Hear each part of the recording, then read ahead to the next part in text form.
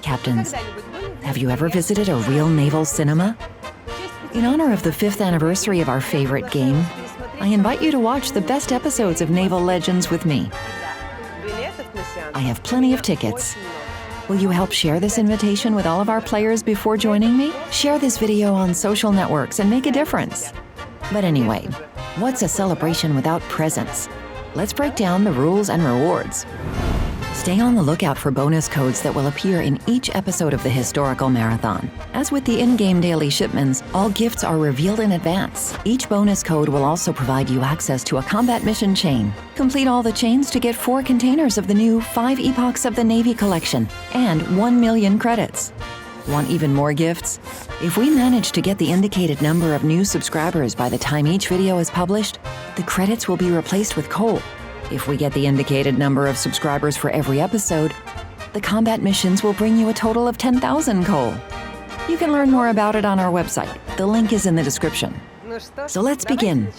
The initial episode of our marathon is dedicated to the first in-game nations, the USA, USSR, Japan, and Germany.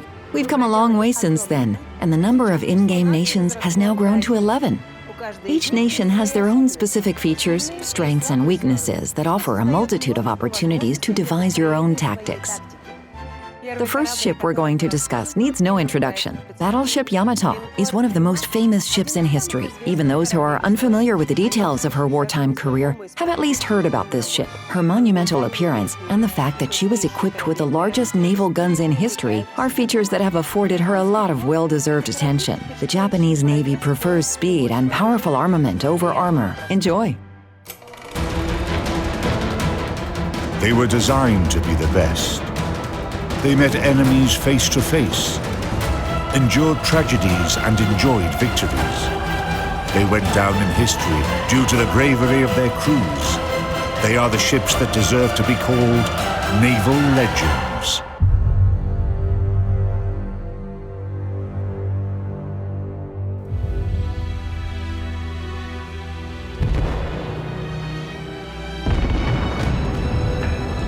In this episode, watch Yamato, life and death of a legendary battleship.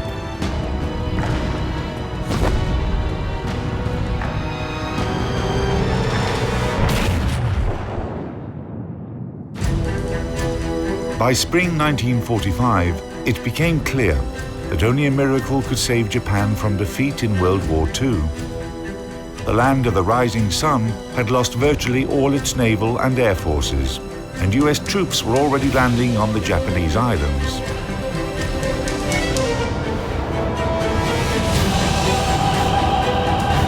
On the morning of April 6, Japan's legendary battleship Yamato sailed off to fight her last battle. The last bit of hope the Japanese possessed rested with this steel giant, the largest and most powerful battleship of the time.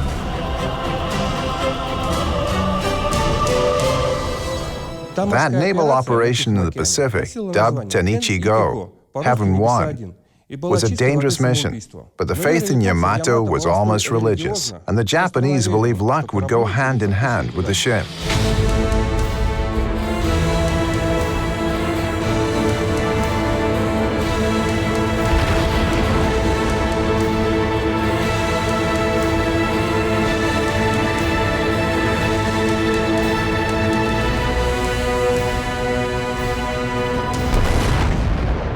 The history of Battleship Yamato began 10 years before the ship's legendary last mission.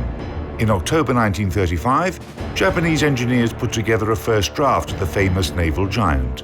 Unlike the Americans, whose ships were limited to a size that could pass through the Panama Canal, nothing restricted the Japanese from building ships of a large size and displacement and arming them as heavily as possible. Japanese designers set out to make battleships powerful enough to outmatch all existing foreign counterparts and any ships that would be built in the upcoming years. The production facilities behind me were the Kure Naval Arsenal in those days. Its dockyard saw the birth of Battleship Yamato. Her keel was laid in 1937 and the ship was completed in 1941. Yamato was the heaviest battleship in the world. Back then, the total construction expenses amounted to 130 million yen. That would be over 1 trillion yen, $8 billion in today's prices. Initially, Japan planned to build a total of 4 Yamato-class ships. However, the Pacific War began, and after completing the second ship, Musashi, Japan stopped building the third ship, Shinano, and never started the fourth one. Eventually, Shinano was converted to an aircraft carrier.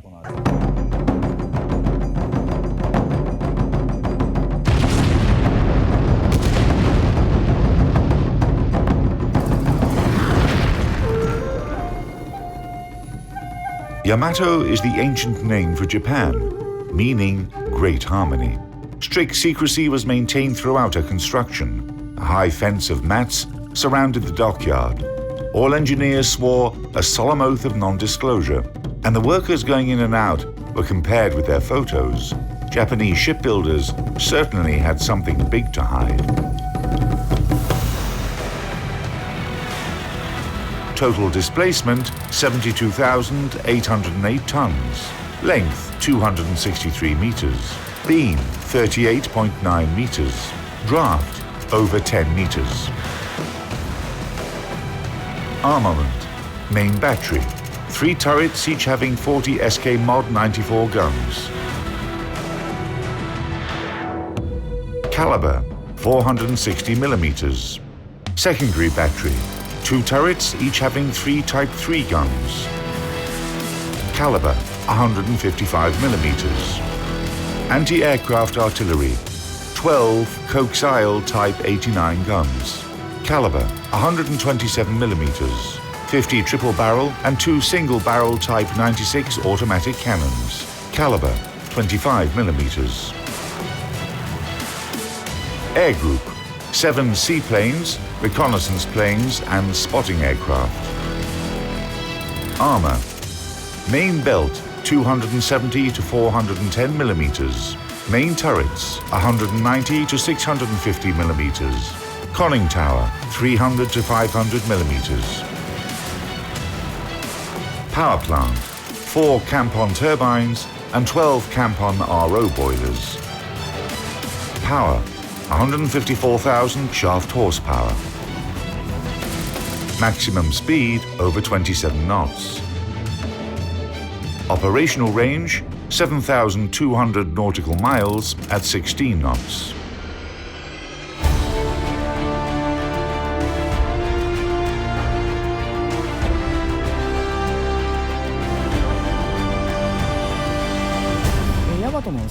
Yamato's key features are her main turrets, each having 3 460mm guns.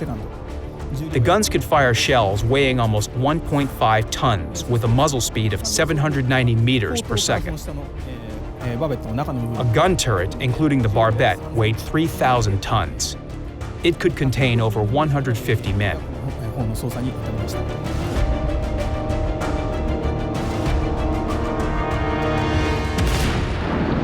Yamato's main turrets were guided by a fire control system consisting of a director that provided parameters of fire, rangefinders, and electromechanical calculators, a form of early computers. It was a state-of-the-art system for the time. Lack of fire control radars for engaging surface targets was compensated for by top-notch grouping of salvos. This gave the Japanese firing capability on par with that of the world's leading navies. The ship's secondary battery consisted of 2 turrets, each having 3 155mm guns. The guns featured excellent ballistic characteristics and could penetrate the armor of a typical cruiser. However, their rate of fire was pretty low.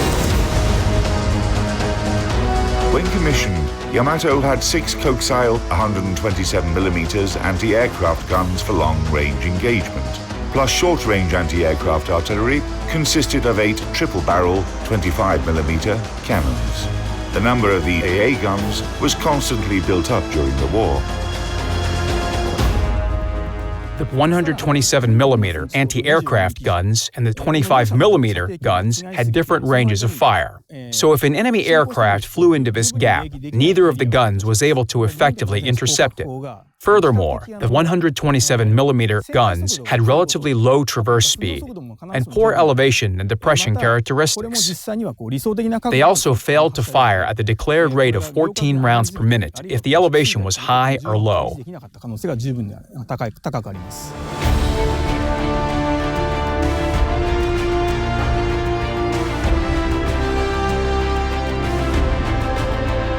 Yamato enjoyed the heaviest armor in shipbuilding history.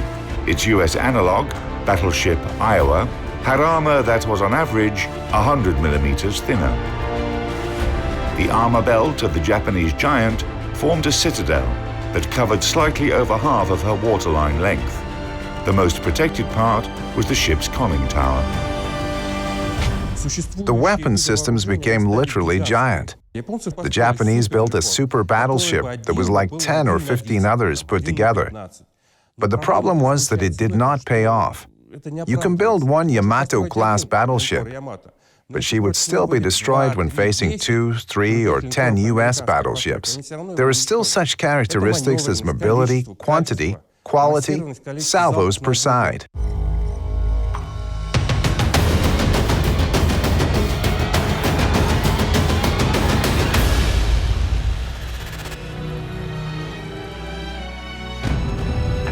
Yamato was commissioned in late 1941. In her first mission, the Battle of Midway, Yamato served as the flagship of the Japanese combined fleet. During the battle, on June 4 through 6, 1942, Yamato did not fire a single shot and was used only as an HQ ship. The Japanese military command was definitely saving their 2 best battleships for an upcoming major battle against the US fleet. As a result, Japanese seamen started to feel disappointed with their flagship. They even made up a saying that the world's 3 most useless things were China's Great Wall, the Egyptian pyramids, and the battleship Yamato. It was not until autumn 1944 that the Japanese naval giant fought its first real battle. Together with her sister ship Musashi, Yamato attacked US landing craft near the island of Leyte.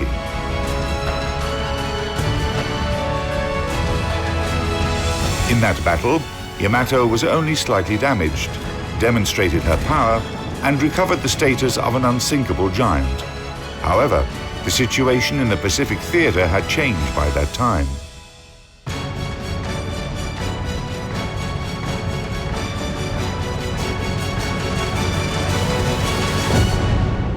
Progress in military technology basically follows the laws of philosophy. When making a new weapon system, designers in the military usually seek to enhance its specifications, bigger caliber, thicker armor, etc. Then they come to a dead end, where they are no longer developing the Navy, but improving a separate weapon type within the existing limits. A radical change is carrier-borne aviation, and later, missile systems. But Yamato is the peak in the construction of battleships. It is not about progress, it is about reaching the peak.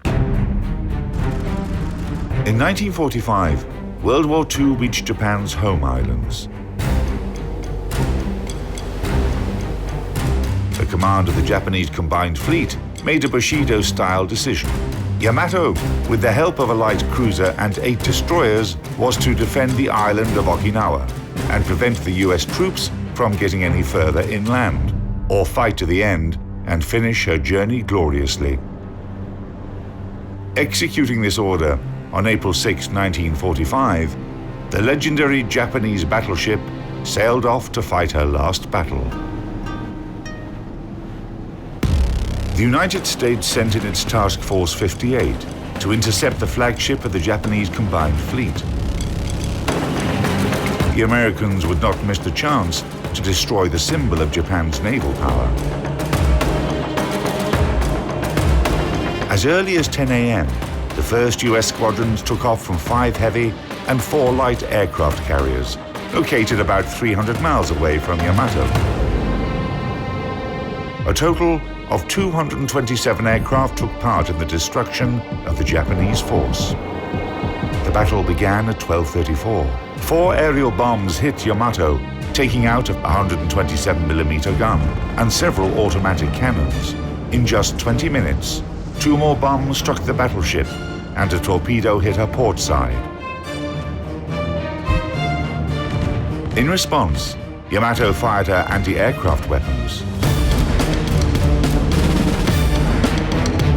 At 14:02, the Americans launched the last attack on the wounded, but still combat-capable Yamato.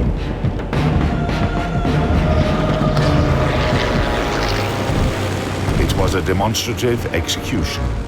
4 torpedoes, 3 to the port side and 1 to the starboard side, destroyed the ship's damage control center. Yamato stopped moving and started listing to port more and more every minute.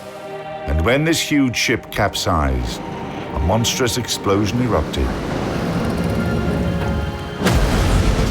The pride and hope of the Japanese fleet went under.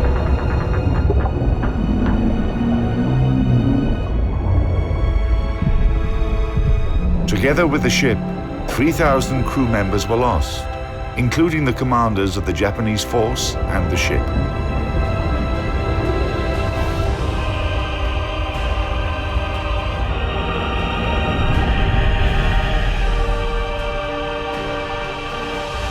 For the Japanese, Yamato still remains a symbol of the nation's might that fell in battle like a true samurai.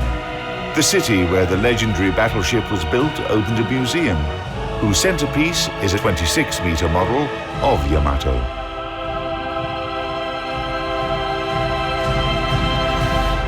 The Kure Municipal Museum of Naval History and Science was built 10 years ago to preserve the rich naval history of the city. Now it is known as the Yamato Museum. The exhibits reflect the naval history of Kure. In other words, the history of naval affairs and technologies. The museum has become quite popular. Fans of battleships come here from all over the country. However, we should remember that it was originally dedicated to all kinds of shipbuilding. The violent explosion that finished the destruction of Yamato was caused by the detonation of her main battery magazines. However, there is plenty of debate about the reason for that tremendous explosion. The answer is probably hidden on the bottom of the ocean. So far, researchers have been unable to lift what is left from the giant battleship.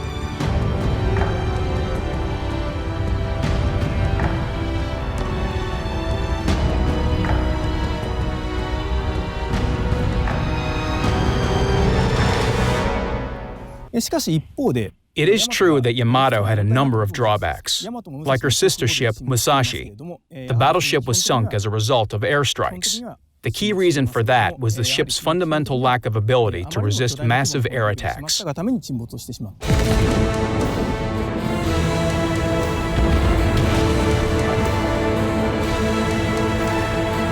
Yamato remains the largest and most powerful battleship in history.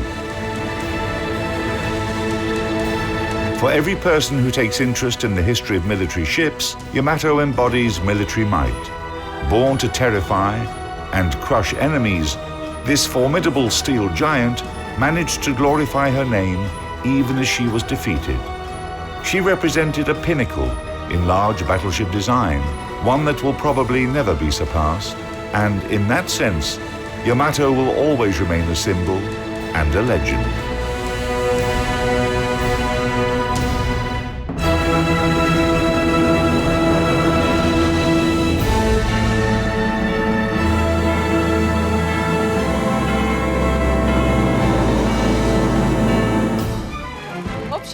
A common feature of U.S. ships is their versatility. The ships of this nation deal with air raids better than others, and they also possess decent armor and powerful artillery. The next legendary ship we're going to talk about is Battleship Iowa.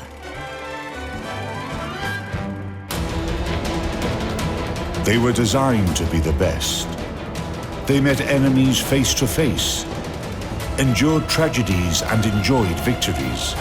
They went down in history due to the bravery of their crews. They are the ships that deserve to be called Naval Legends.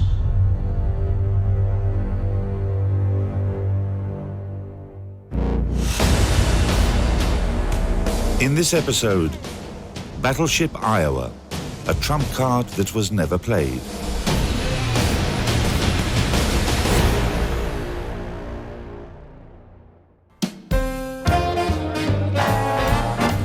In the 1930s, the whole world was crazy about two things: swing music and guns. The passion that politicians and industrial moguls showed to the latter had all the signs of gigantomania. By finding legal loopholes in international arms control treaties and conventions, or simply ignoring them, countries were constantly building new and unprecedented weapon systems for both land and sea. They were becoming bigger, heavier, and more powerful. The global arms race involved the most advanced technologies of the time and huge financial resources. In order to compete with any of our potential enemies, it was felt necessary to increase the size of our ships. So the Iowa was a 45,000-ton battleship. The prior ships had been less, the South Dakota class and the North Carolina class. A battleship is basically a floating artillery battery, so her size directly depends on the size of her primary guns. The 16-inch main batteries on Battleship Iowa, of which there are three turrets. Each turret has 3 guns. So everything about the ship design is structured around being a platform for the 16-inch guns. It's like small arms. There is a common misbelief that the pistol is designed first and then the cartridge. No, the Defense Ministry always orders the cartridge. The same for ships. The enemy has 15 inches and 12 inches. Let's make 16 inches because we already have some of the technologies. But let's not make it 40, but 50 calibers long. And they made a 16-inch gun. So the ship was built to carry this particular gun. Key specifications of Battleship Iowa. Total displacement, 57,540 tons. Length, 887 feet, 6 inches. Beam, 108 feet, 3 inches. Draft, 36 feet, 1 inch. Armament. Primary armament, 9 Mark 7 guns in 3 triple turrets. Caliber, 16 inches. Maximum range, 24 miles. Dual-purpose artillery, 20 Mark 12 guns in 10 coaxial Mark 28 turrets. Caliber, 5 inches. Anti-aircraft armament, 19 quadruple Bofors guns. 52 Oerlikon Mark 234 autocannons. Air group, 3 Vought OS-2U Kingfisher floatplanes.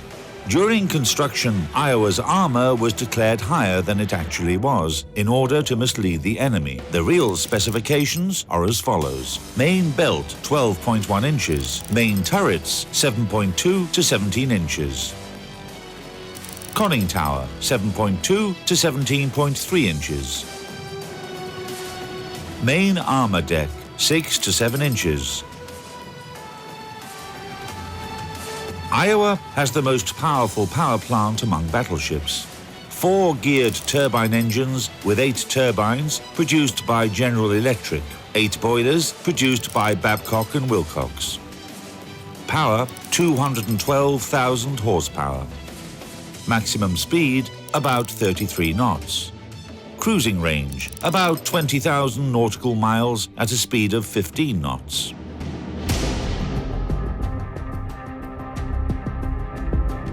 Battleship Iowa had a very unique hull design in the bullnose, and you can also see that her lines were very tapered, almost aerodynamic, and that's all part and parcel of how they got this 57,000-ton behemoth up to a speed of 33 knots, which is very, very fast, and almost you could say it's almost powerboat speed. Very, very unusual for a warship. This became an important advantage later on during the war in the Pacific Theater. With a speed like that, Iowa could efficiently escort carrier task forces.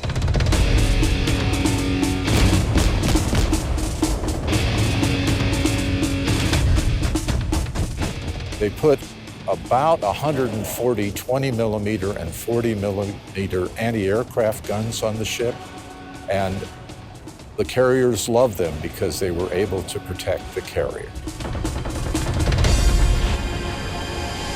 When Iowa was still under construction, the Americans realized that she would play a secondary role in battles against the Japanese fleet. Aircraft carriers were becoming the main striking force of the Navy, but a giant like Iowa played a worthy role in the World War II. Battleship Iowa was commissioned in early 1943. Its first mission was to go north. Naval intelligence felt that the Tirpitz, the German battleship, may be coming into the North Atlantic.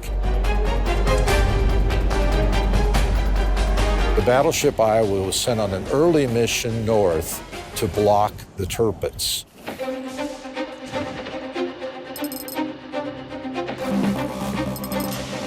Suppose battleships Iowa and Tirpitz met in battle. Iowa had a higher speed, greater maneuverability, and longer range of fire.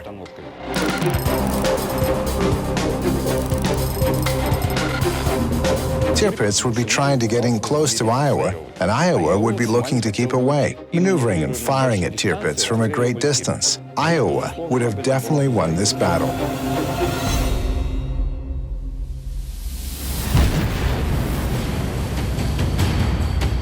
But the two naval heavyweight warriors never met. So we can only imagine how their duel would have ended.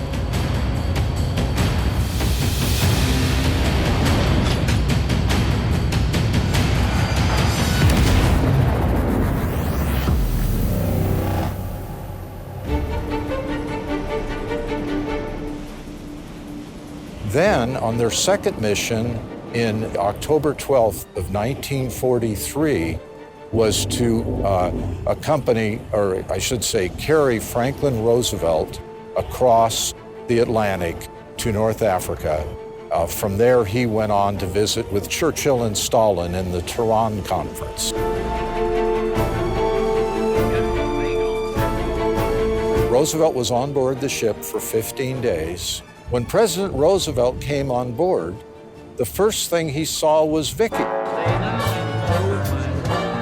Now, the first captain, Captain John McCrae, brought little dog home one day, and his wife looked at the dog and said, "Get that thing out of here." So the Captain McCrae took the dog and brought him on the ship. And President Roosevelt asked, "Who is this little dog?"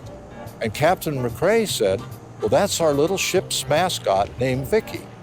So Vicky spent the whole 15 days of the Roosevelt passage in the cabin with Roosevelt. He would roll or play tricks. While he wasn't very good as a sailor, he was very good as a dog, and Roosevelt really enjoyed Vicky.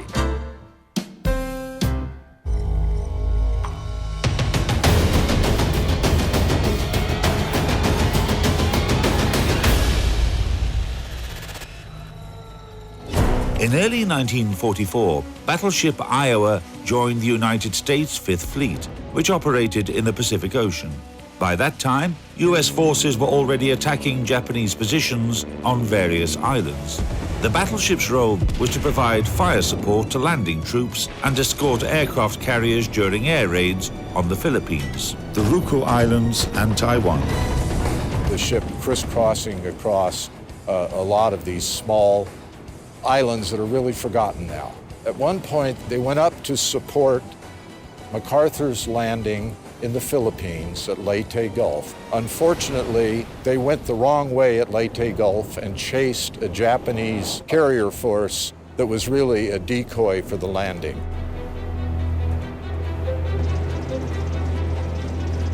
They came back, but a little too late to assist in the Battle of Leyte Gulf. They missed that one opportunity to maybe have had a contact with the Yamato.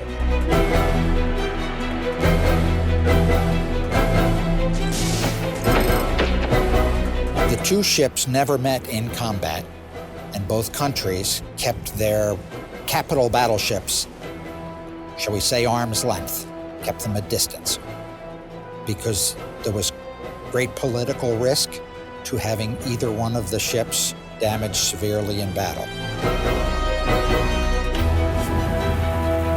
Japanese industry in those days simply didn't have the resources to build ships in large numbers. The solution was simple: to make huge ships that would exceed the largest ships of other nations. Super battleships.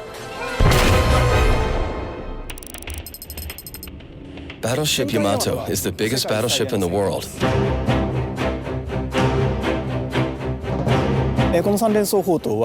Her shell velocity was 2,600 feet per second, while its weight could be up to 3,300 pounds. Such a large gun could inflict very serious damage. The Japanese essentially broke the treaty. On the other side, the United States of America was simply building a ship that met the contemporary requirements of naval warfare and could easily, without any extra effort, be built by the American industry. During the war, the Japanese fleet could afford to build only 2 battleships, while the Americans were able to construct more and more new battleships.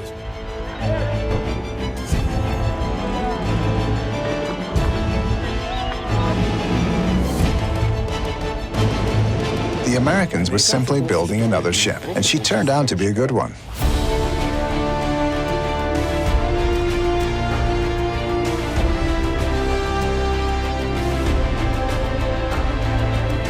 The Iowa, I think, would have, of course I would probably say this, would have taken the day in a battle against the Yamato. She had very accurate fire control for a ship of the 1940s. And I think that would be an advantage for her if they should fight such a battle. It was so accurate that in 1984, when they recommissioned the ship, they kept the existing system in place. They did, even though they had modern computers. The Iowa could put a round very, very close to the target, so accurate that they didn't need to change it.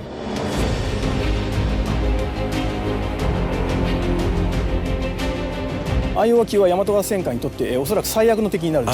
was the most dangerous enemy for Yamato. If they had met at a range from 66,000 to 98,000 feet, especially in a one-on-one fight and in fine weather, Iowa would have no chance of winning. However, thanks to better radar, Iowa could fight in bad weather and at night. Powerful guns, high speed, and precise radar made Iowa a formidable adversary. If these 2 battleships had fought each other, the victory would depend completely on the battle conditions. We could get in quick and fire, but then there's always the lucky shot.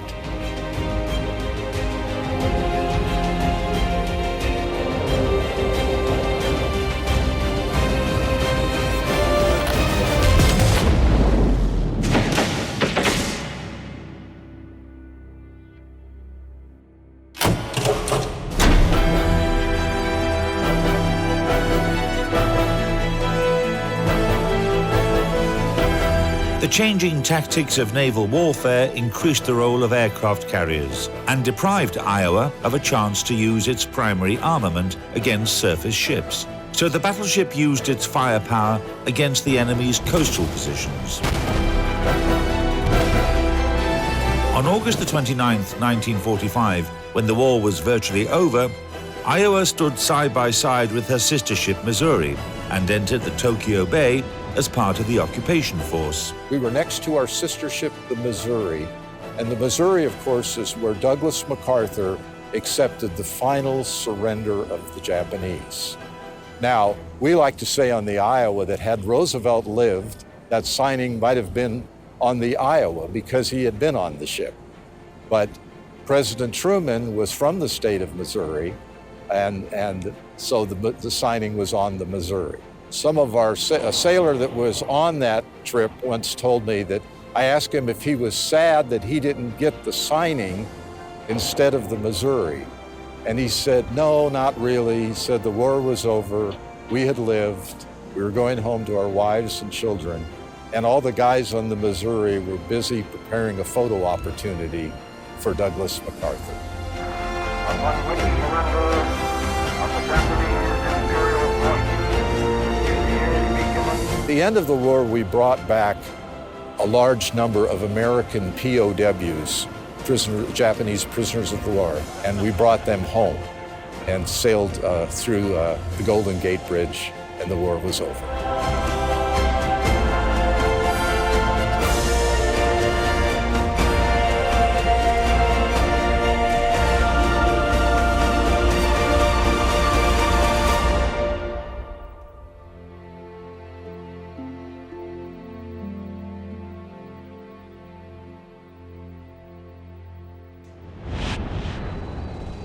For her service in World War II, the battleship was decorated with 9 battle stars. In 1949, Iowa was decommissioned into the reserve fleet, but 2 years later, she was recommissioned and sent on a mission to the coast of Korea. The battleship returned home with 2 more battle stars. From 1958 to 1984, Iowa was kept in reserve, and after modernization, she returned to active service again. However, the event that took place in the late 1980s showed that battleships can also sustain losses outside of wartime. On April 19th, 1989, the biggest tragedy that ever struck this ship occurred. The ship was about 400 miles or so north of Puerto Rico. As I understand it, they had loaded the shell in the number 2 turret, rammed in the powder, and they were about to close the breach when something happened.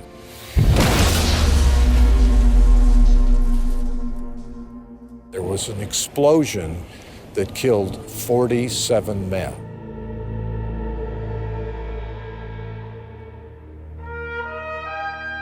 It was by far the biggest loss of life on the ship.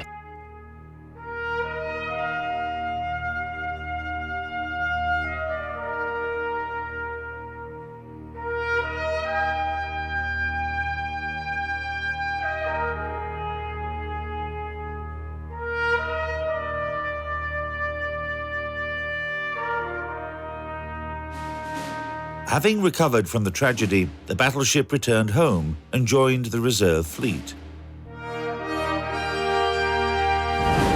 In 2001, 58 years since her launch by the New York Naval Shipyard, after she had crossed tens of thousands of miles and fired thousands of shells at the enemies, Battleship Iowa was berthed in the port of Los Angeles. She's unique because she did have 3 careers in the Navy: World War II, Korea, and the 1980s. And then now she's on her 4th career as a museum ship.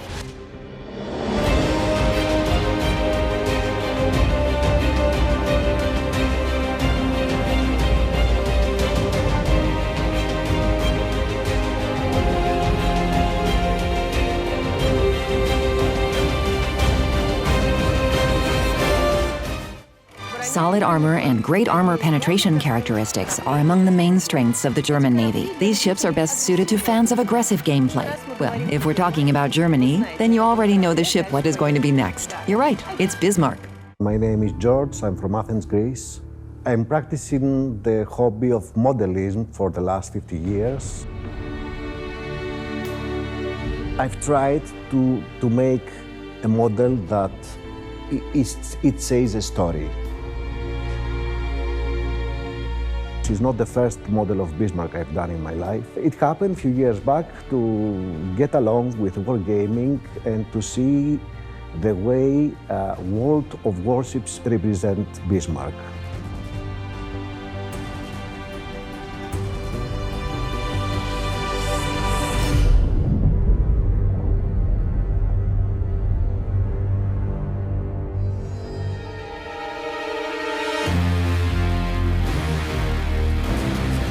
It is very likely that Battleship Bismarck is the most famous ship of World War II.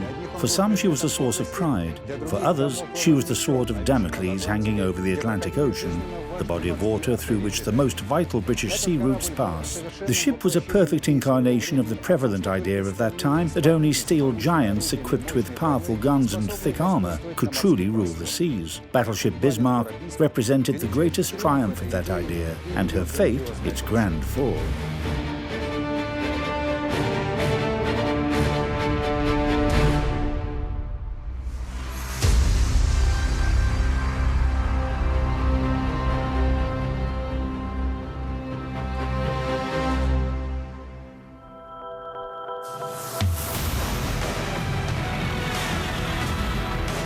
Bismarck was laid down in 1936, and her construction was finished in 1940.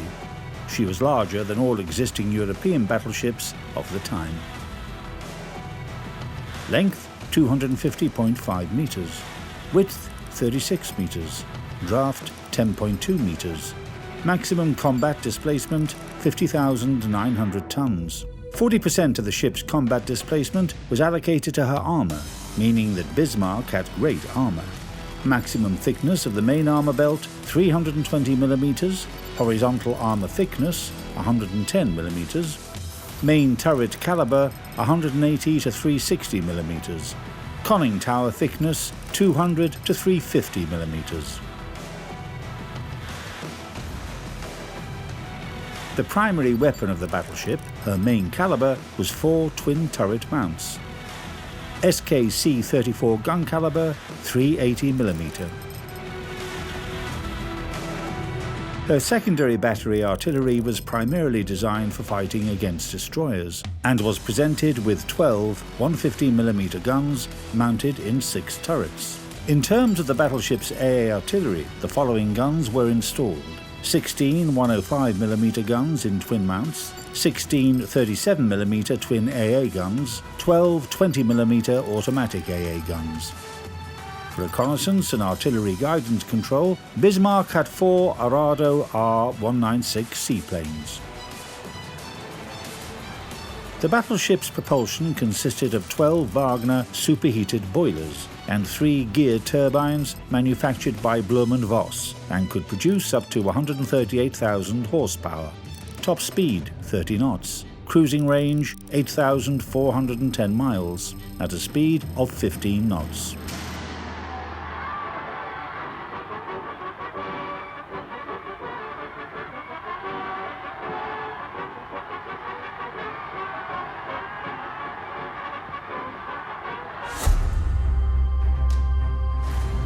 A grand ceremony marking the occasion of Battleship Bismarck entering service was held on August 24, 1940. The same night, the ship had to repel a British air raid on the shipyard in Hamburg. The battleship didn't take any damage. Meanwhile, Kriegsmarine Command had developed a detailed plan of operations for their surface ships. Their strategic task was to put pressure on Allied communications in the Atlantic Ocean. This would force the Allies to redeploy British battleships to the Atlantic from the Mediterranean Sea, so as to protect the convoys under threat. This would shift the balance of power in Germany and Italy's favour in the Mediterranean. On May 19, 1941, Bismarck set out on her first combat raid. Heavy cruiser Prince Eugen joined Bismarck for the raid. 2 days later, the British Admiralty received a message that 2 heavy German ships had been spotted near Norwegian shores. The home fleet was put on an alert, while battlecruiser Hood and battleship Prince of Wales were sent to intercept the raiders. An alarm went off on Bismarck in the morning of May 24. The British ships had been spotted to port. The British opened fire from 22 kilometers at 5:52 a.m. 3 minutes later, Bismarck responded, firing salvos at the leading enemy ship, battlecruiser Hood. The enemies were getting closer to each other. In just a few minutes, a shell from Prince Eugen started a fire aboard Hood, and Bismarck got hit 3 times by shells fired from Prince of Wales. The German battleship fired a 5th salvo at the English battlecruiser. Within mere seconds, an enormous explosion broke Hood in 2 parts. After the beauty and pride of the British Navy, the Mighty Hood, as the battlecruiser was called on the shores of the foggy Albion, had been destroyed. Bismarck began firing at Prince of Wales and forced her to withdraw from the battle after 3 successful hits. In just 30 minutes, the German ship had demonstrated her exceptional combat capabilities. However, Bismarck was also damaged during the fight. While the damage hadn't reduced the battleship's combat capabilities, she was nevertheless ordered by command to abort the operation. Due to the flooding caused by the British shells, Bismarck was listing to port. Her top speed was reduced to 28 knots and her fuel tanks were damaged. I didn't choose to present a ship like is fresh out of the shipyard. I tried to present a ship that has been battered by the weather. It was battle-scarred, so there is a lot of rust. If you go to real life during battlefield, you will see sailors trying to repair daily stains of rust or stains of damage. The Battle of the Denmark Strait on May 24 was a turning point in Bismarck's history. The English had mobilized almost all of their forces in the North Atlantic to search for Hood's killer. Even some escort ships and a task force from Gibraltar were engaged in the hunt. The commander of the German task force, Admiral Gunther Lütjens, considered his options and decided to separate from Prince Eugen so that she could act independently against enemy convoys. It was decided to send Bismarck, which had lost a lot of fuel, to the shores of occupied France, specifically to the port of Saint-Nazaire. In the evening of the same day, aviation from British carrier Victorious attempted an attack on the battleship, but the only torpedo that hit the ship didn't deal any significant damage.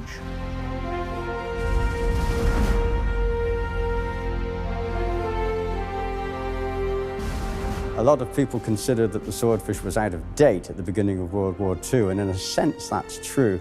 But when it was designed in 1935, it was an extremely useful and good aircraft. Its speed was good for the day at 139 miles per hour, and its capability for carrying a torpedo was exactly what the Navy needed. Fairey Swordfish performance characteristics. Length 11.07 meters, wingspan 13.8 meters, maximum takeoff weight 4,036 kilograms, engine Bristol Pegasus 3M, 690 horsepower, top speed 222 kilometers per hour, combat load 3 bombs, bomb weight 227 kilograms, torpedo 702 kilograms. If you will notice in the model itself, the top of the turrets is painted yellow. The commanders of the ship decided on most probably on the 26th of May, the top of the turrets to be painted yellow, so it will be an aerial recognition way until the German airplanes, the Luftwaffe, will provide air cover for the ship coming back. Night fell, and Bismarck managed to lose her pursuers. The next day, the battleship started sailing east as fast as possible. By the end of the day on May 26, Bismarck had approached the area controlled by the Luftwaffe, while the British were right behind the battleship. The closest of them to the German battleship was the task force from Gibraltar, of which aircraft carrier Ark Royal was a part. At 8:47 p.m., 15 Swordfish aircraft divided into squadrons of 3 and commenced their attack on Bismarck. Very few aircraft would have been able to battle their way through the extremely poor weather conditions of that night and locate and find the Bismarck to be able to launch torpedoes and cripple it. The Swordfish was incredibly strongly constructed. It could take a lot of flak damage, it could take a lot of bullet holes, it could take a lot of poor weather flying and still manage to get itself back to the ship. The Swordfish has no canopy or cover or closed-in cockpit area. The telegraphist air gunner, or TAG, operated only a single Lewis K machine gun, but again, this was very, very small machine gun really for its own self-defense.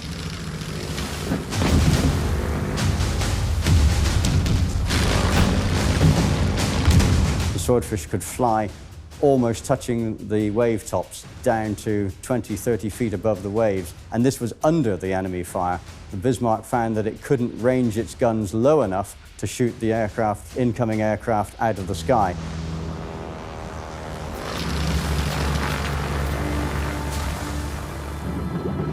One of two torpedoes released from the Swordfish hit Bismarck's aft, jamming her rudders and causing the ship to turn in a circle. As darkness fell, the ship was spotted by some British destroyers that didn't give the wounded giant any chance to rest during the entire night. In the morning of May 27, the final act of Bismarck's dramatic odyssey concluded. British battleships Rodney and King George V appeared on the horizon and opened fire at the German ship while on approach to their target. Bismarck immediately responded in kind, but due to the damage she had received over the course of previous days, her salvos weren't able to reach the British ships. The battleship fought fiercely and desperately for an hour. By 9:30 a.m., Bismarck's main armament had been destroyed. 10 minutes later, her secondary guns broke down, and at 10 a.m., her last 20mm automatic gun went silent. Bismarck, despite being rendered useless, was still afloat, and her combat flag was still raised overhead. Her fate was sealed at 10:39 a.m. when she was hit by torpedoes launched from English cruiser Dorsetshire, listed to port, and sank.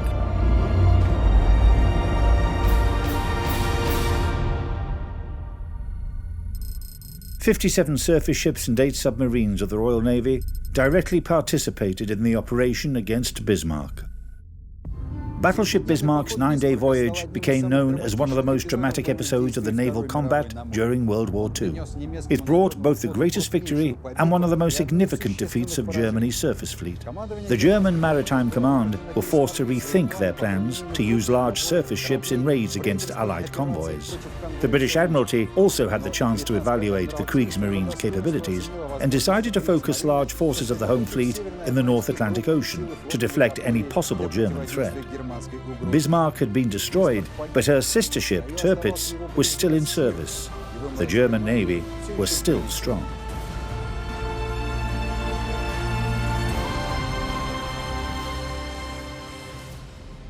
Ships of the in-game Soviet Navy possess shells with flat trajectory ballistics in combination with a phenomenal muzzle velocity, resulting in more accurate firing at maneuverable targets. The Soviet Navy didn't have their own Yamato or Bismarck, but what might have happened had they managed to complete Project 23? Find out in the next episode. At the beginning of the 20th century, the Russian Navy experienced a series of shocks that brought it to its knees. The first significant hit came with the Russo-Japanese War, when the Russian Empire lost almost all of its big ships. Then World War I, the Russian Revolution of 1917, and the bloody civil war that followed, destroyed both the empire and its navy. Nevertheless, the Bolsheviks looked to the future with optimism when they started building the new socialist state. They saw a future in which the mightiest ships in the world, Soviet ships, would sail on the high seas, protecting the peace and prosperity of the Soviet Union.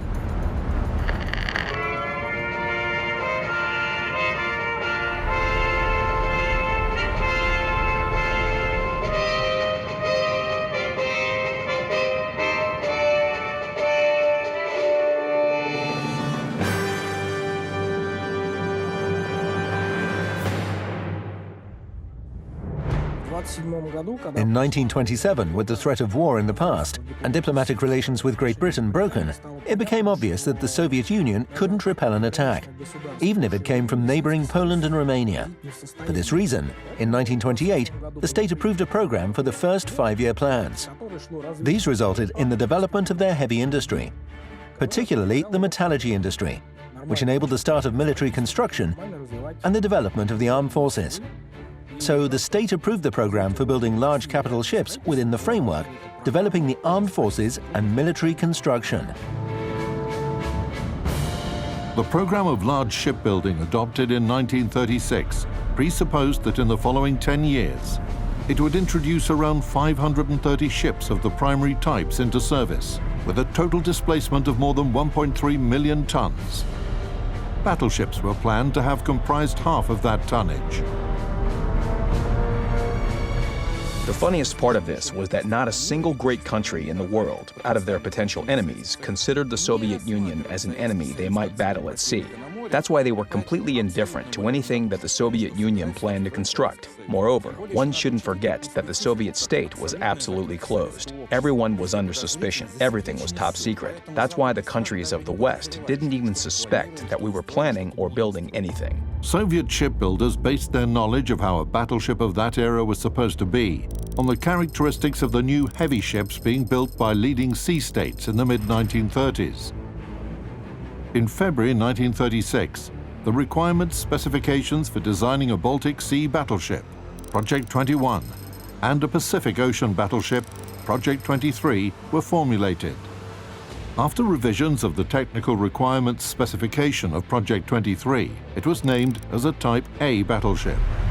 In the spring of 1937, when officials of the Soviet Union learnt that the Japanese and Germans had started building battleships with a minimum displacement of 50,000 tons, the Ministry of the Shipbuilding Industry suggested that the Design Bureau should rework the project without any limitations in a period of 3 months.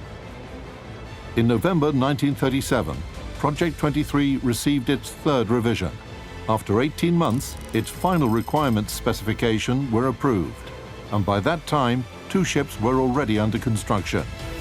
The ships should have been built in series, 4 battleships at a time. The keel of flagship Sovetski Soyuz was laid down in Leningrad. The hulls of Sovetskaya Rossiya and Sovetskaya Belorussia were laid down in Molotovsk, which is now called Severodvinsk, and another, the hull of Sovetskaya Ukraina in Nikolaev.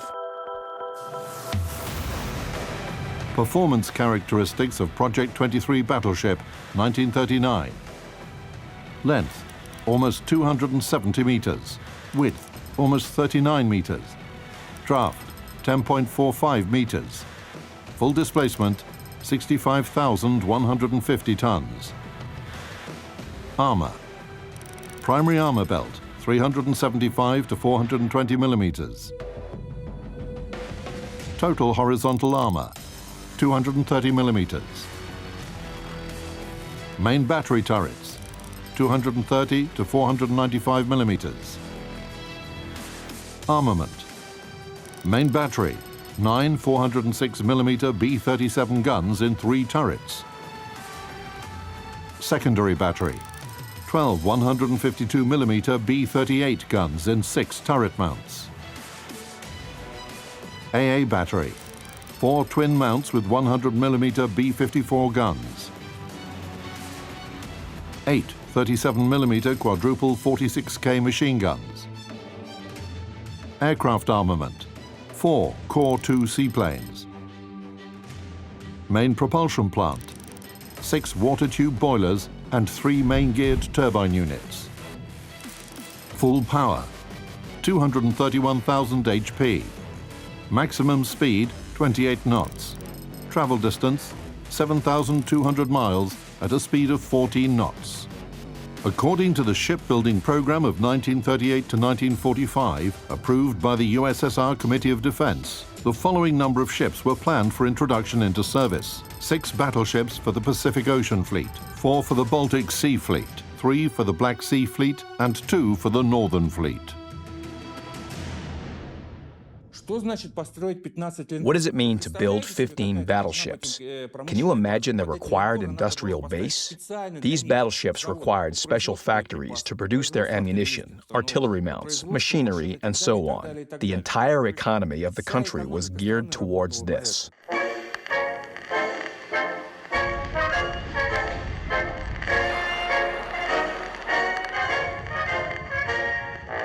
At the time the ships of Project 23 Sovetski Soyuz were laid down, the Soviet Union was suffering from a severe lack of shipbuilding facilities which could hold such heavy ships. For that reason, a factory in Molotovsk, known now as Severodvinsk, was constructed. It had 2 roof dockyards, which were used for constructing ship hulls all year round. It allowed the construction of ships in the severe north climatic weather conditions all year round. The weather conditions had no effect on production. Quite a desirable novelty in the world shipbuilding industry.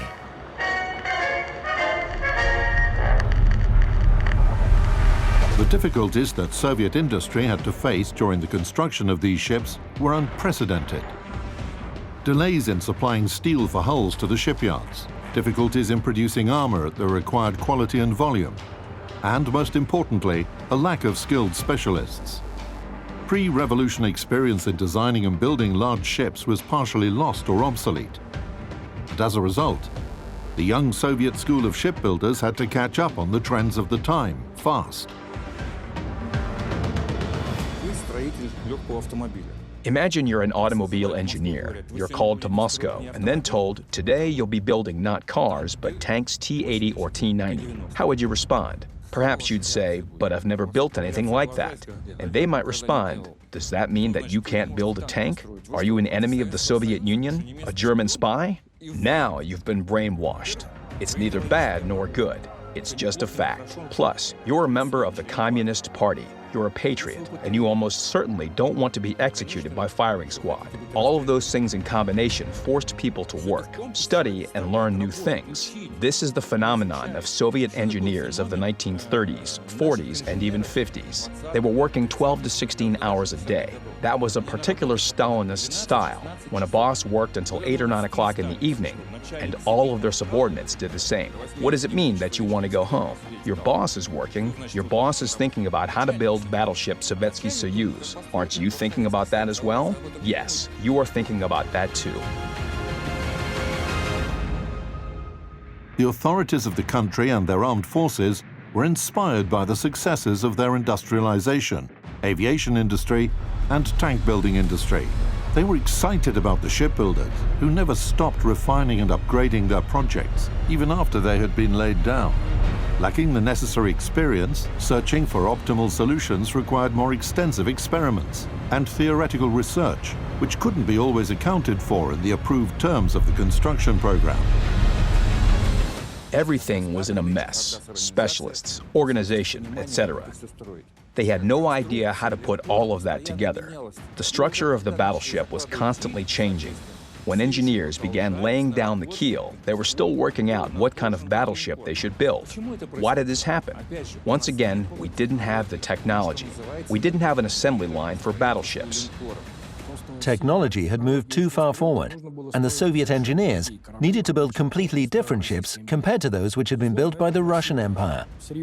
Obviously, that introduced some significant corrections into the general understanding of how ships should have looked. To advance their capabilities, they tried to acquire experience from abroad.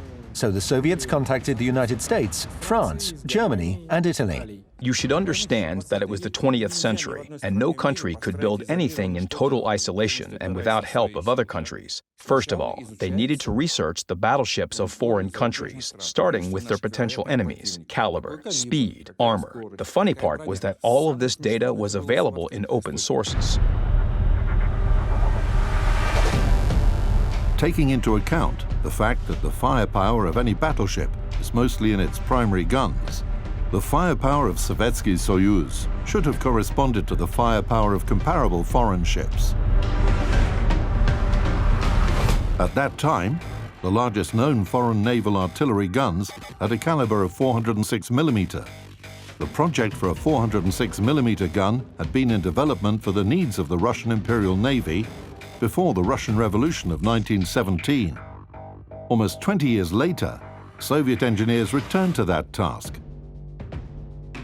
But there was a huge abyss between theoretical calculations and the practical implementation of that gun in its metal form.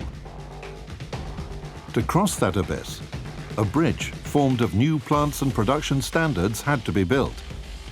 As you might know, they successfully crossed that abyss.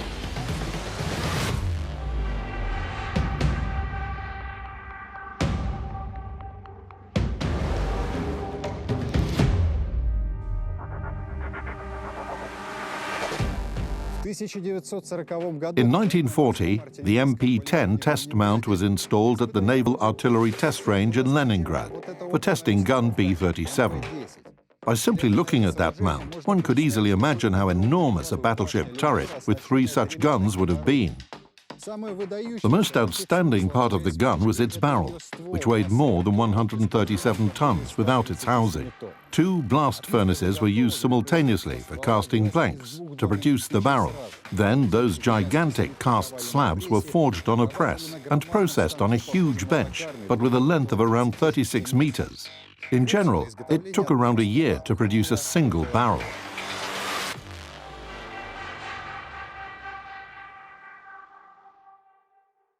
terms of being a ballistic solution, the B-37 gun is one of the best in the world. It's inferior only to the 460mm gun of Yamato gun, but the latter has a larger caliber. And the US-made Mk7 gun, with its heavy 1,225kg shells, is better than the Soviet gun in a number of characteristics. Basically, it's the third best gun in the world. Neither the Englishmen, nor the French, nor the Italians had a similar gun. Even the Germans didn't have anything like it. Performance characteristics of gun B-37. Caliber 406mm.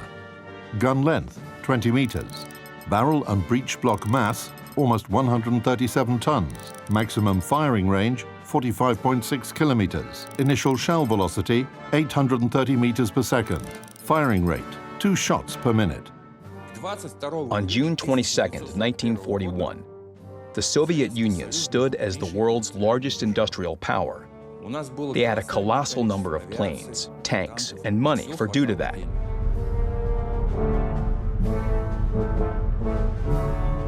But as soon as World War II started, all of their forces were destroyed on the western border.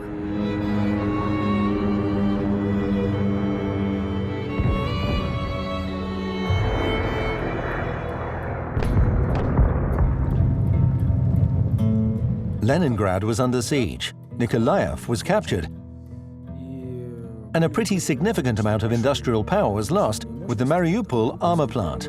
It also became apparent that the war wasn't going to be fought at sea, but on land, so all of their forces and supplies were concentrated on provisioning the land front. Thus, the battleship construction program was halted.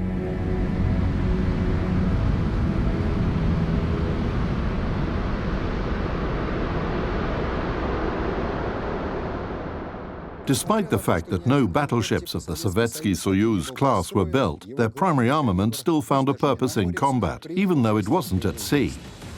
During World War II, the MP-10 mount was added to Artillery Battery 1, the most powerful artillery unit with the longest range in the siege of Leningrad. Over the time of the city's defense, the B-37 gun fired a total of 185 shells at German positions, destroying several artillery batteries, an ammunition warehouse, and a reinforced concrete command post. During the offensive operation to liberate Leningrad that ran from January the 15th to the 20th, 1944, the gun fired 33 shells. One of the shells hit a power plant building that was occupied by Germans, razing the building to the ground.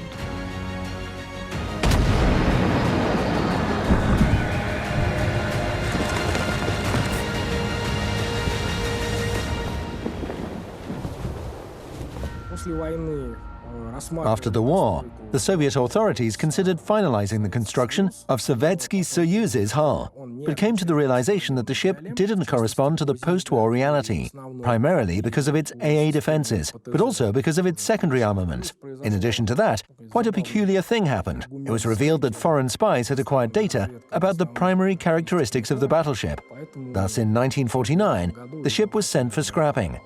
In general, if we analyze the economic situation of that time, we can say that we couldn't have built 15 battleships by 1946, even at the economic development level of that time. But let's imagine the opposite. Assume that nothing tragic happened in 1941, and Sovietsky Soyuz had actually been built. What would the battleship represent if she had been launched? She would have been the most state-of-the-art battleship of that time.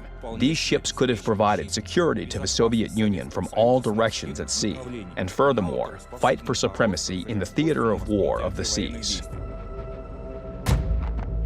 One can review the capabilities of battleship Sovietsky Soyuz as a tactical combat unit by comparing her with similar ships being designed in other countries at the time.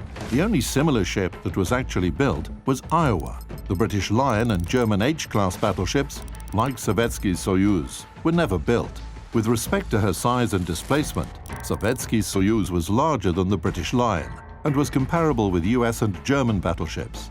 However, she had much better armor than other battleships. Regarding her primary armament, all of these ships were equipped with 9 406mm guns, except for H-39, which should have had 8 guns. The main advantage of the guns installed on Sovietsky Soyuz was the higher initial shell velocity, which provided a high degree of armor penetration and firing accuracy at short and medium distances. That's extremely important for the conditions of bad visibility that are quite common for the Baltic and North Seas. Moreover, the firing range of the Soviet guns was greater compared to the guns of Iowa and Lion. Taking into account that Sovietsky Soyuz had been designed primarily to act within boundary waters, she was inferior to other ships in terms of her speed characteristics. When you start analyzing the topic in such a manner, you begin to understand why these battleships were needed and that the country was capable of building them, and also that the design features of these ships fully corresponded to the situation in the world at that time. If it weren't for the war, the Soviets would have built at least a single ship, possibly even two. Two ships wouldn't have resolved any geopolitical situations, but they would at least have been able to cool down some hotheads.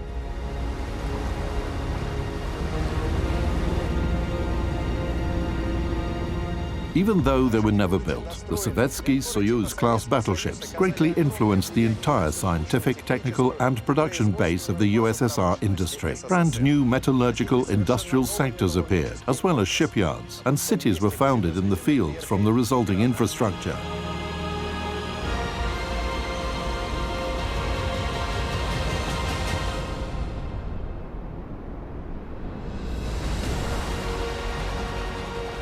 The experience acquired by engineers working on the battleship project became the basis of the development of the post-war Soviet Navy.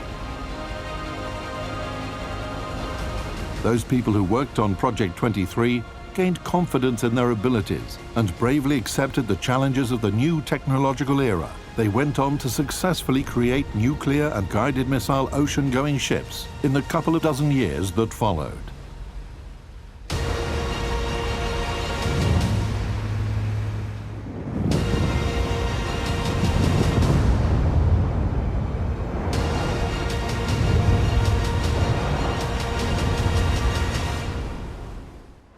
Thank you all for watching. To activate a bonus code, log into the game's website. See you for the next episode on September 10th. The most important part, come visit our celebratory stream dedicated to the 5th anniversary of the game on September 17th.